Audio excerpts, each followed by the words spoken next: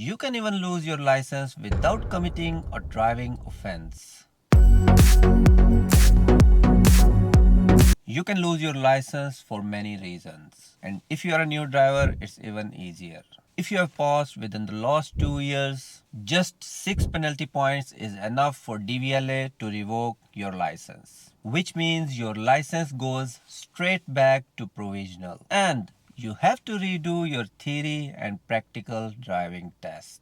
If you survive for first 2 years, don't think you are safe. After 2 years, the rule change, but they don't get easier. After first 2 years of passing your driving test, the penalty point limits change from 6 to 12. That means if you hit 12 points within 3 years, court can ban you for at least 6 months under the toting up system. Now let's talk about instant ban. Some offenses don't care how many points you have. They can ban you on the spot. This includes drink driving.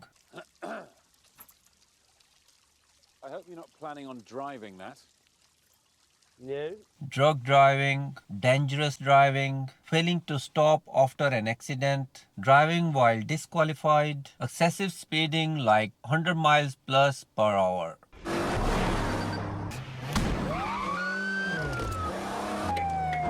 These can lead to bans, fines, or even prison.